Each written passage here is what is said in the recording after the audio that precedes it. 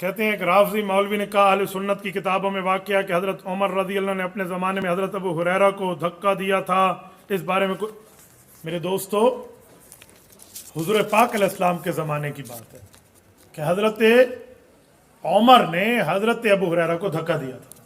ٹھیک ہے، وال تو آکو کیڑی موت پہ گئی، کیا کو سرکار ہیں مسئلے تھے.